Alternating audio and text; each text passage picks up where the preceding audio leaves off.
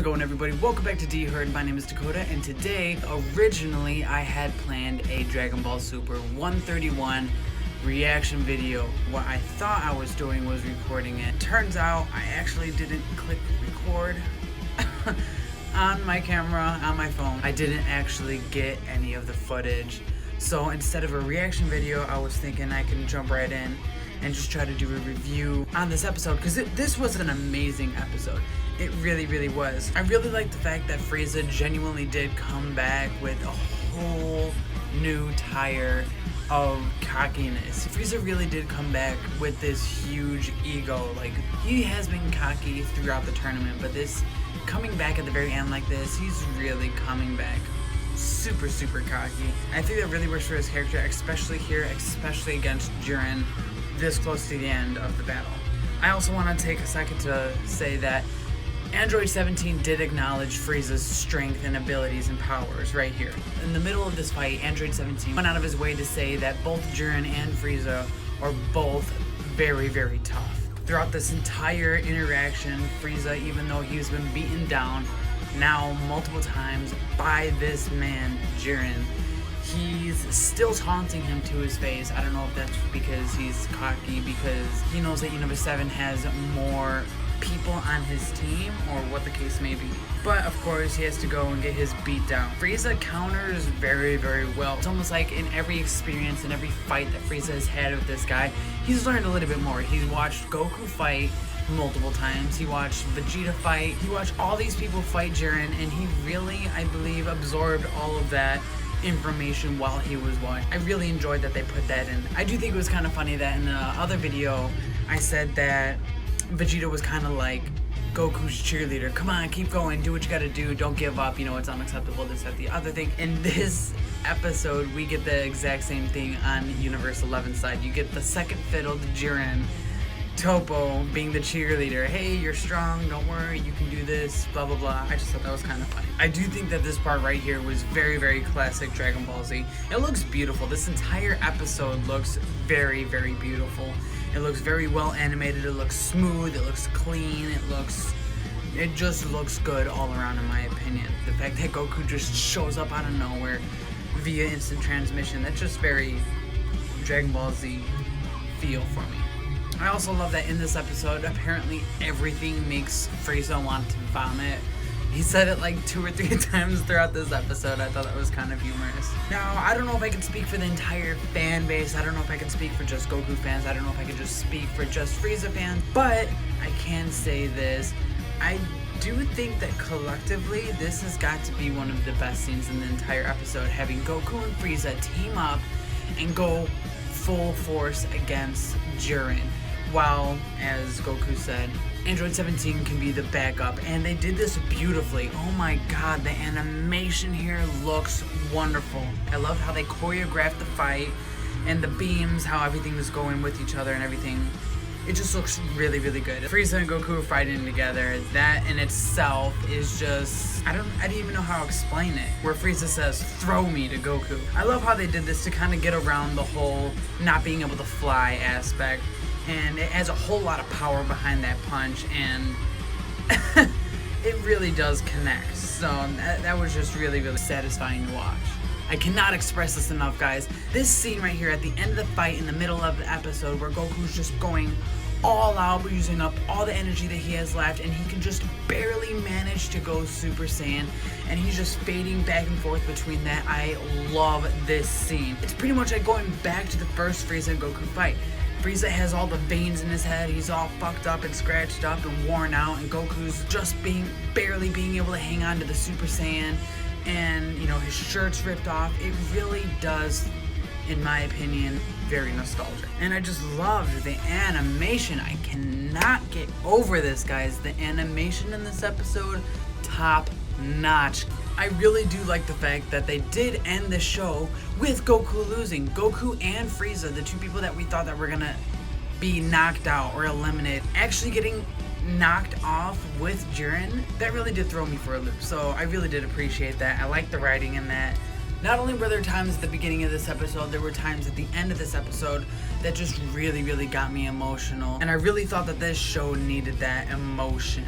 I think for an ending episode, it was really, really good to have that emotion, because you really haven't had that in the last some odd 50 whatever episodes of the Tournament of Power. There wasn't a lot of emotion except for when Universe 6 was erased, in my opinion.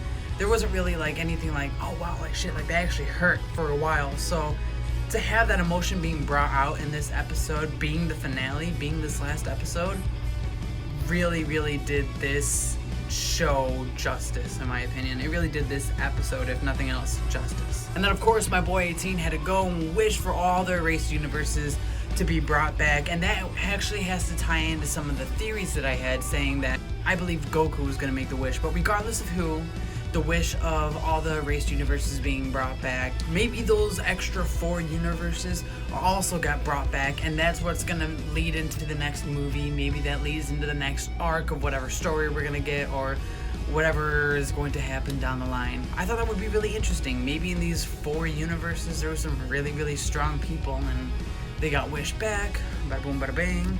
You never know. I think that would be really interesting, and I think they really set that up very, very well if they do plan on going down that avenue sooner or later. And then actually having this moment with Topo and Jiren at the end where it's like, hey, you know, we had maybe a little bit of a thing throughout that fight, you know, you can trust me, or whatever the case was. That whole conversation that they had at the end, I thought that was like really, really big for both characters. I really thought that both characters needed that. I thought that not just Universe 7 should have some sort of resolution to it, and you know, Universe 6 got brought back, and all of a sudden they start talking about Super Saiyan 3, just, you know, natural Saiyan stuff, and I love that. But for Universe 11, I really thought that this was interesting, that you can almost see this friendship start forming between Topo and Jiren, which is incredible, because at the beginning of this arc, it was almost like, you know, Jiren was so far above everyone else, and, you know, everyone knew it. Now it's like they kind of look at each other with maybe a little bit more respect. And I just think that's really, really interesting, because they are kind of forming that friendship sort of deal. Oh, and by the way, like, what the fuck? Apparently Whis can bring people back to life. I didn't know that was a thing. I don't think any of us did, but yeah, that's absolutely crazy. It's really cool that they did that. I mean, yeah, I would imagine he has this kind of power. He can reverse time, and he's got mastered Ultra Instinct. I can imagine that he has all these magical abilities and whatnot. Maybe that's going to come back into play somewhere down the line, and that's a great segue that I thought they could bring that in right there. Bringing somebody back to life, like that, forget about it. And apparently, yeah, spoiler alert, Zeno knew the outcome of what the tournament was going to be. He knew that whoever was going to win was going to wish for all the universes to be brought back. That's kind of scary, because they also said that if whoever made a selfish wish, that he would have just erased everything. So it's very terrifying.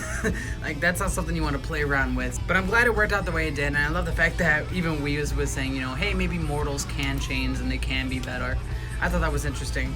So this ending sequence, I don't know if it's just me, maybe, I don't know, maybe, but this entire ending sequence right here really looks like the super quality with the Dragon Ball Z animation. And if that is the case, if that isn't just me, if that's something that other people have noticed as well, maybe they're doing it because they're kind of like a segue into the movie, because the movie is going to have a little bit more of the classic Z look, or the classic like manga look to it. And I feel like the way how everything's colored and the way how everything's animated, or for the most part in this end sequence, it looks very, very Z. The shading doesn't look like Super. It looks like classic Z, or more like classic Z. I really, really like that. And then we have this scene right here at the end with Frieza's spaceship and a bunch of people, hundreds of people outside of it. He's standing on his floating chair, and he states that the Emperor of the Universe, he has arrived. He is back where he's supposed to be. And then it immediately switches to Goku and Vegeta fighting in Super Saiyan Blue, where Goku reveals to Vegeta he can't just bring out Ultra Instinct. It's not like Super Saiyan, it's not like Kaioken, it's not something he can just bring out. The only reason why he was able to do it was because he was brought to his limits and his body took over. And he was trying to explain that to Vegeta right here, and Vegeta being classic Vegeta saying, hey, well, looks like I just gotta get stronger. Looks like I just have to push you to the brink of death so you can fight me at your fullest because, you know, Saiyan blood and Saiyan pride right there. And then, of course, we end the way we damn near started. Goku doing that famous pose and Vegeta retorting with his famous pose from the beginning of the first Goku and Vegeta fight back in the Saiyan arc. This is absolutely incredible right here. I love the way that they did this, and even this zoom right here is very, very Z feeling to me. It just felt very nostalgic. This entire episode looked so good. Not only did it look good, it just made sense. It was very rushed, but it didn't seem rushed. It just seemed like another episode. At the end of this episode, I was expecting a preview to the next episode. But yeah, guys, that was my review on episode 131. And just so you are aware, just because Super is ending does not mean I'm going to stop uploading Dragon Ball related content. If you have anything you want me to talk about, leave it in the comment section below. I'm sorry again that I couldn't put up my reaction, but like I said, I didn't want it to be fake.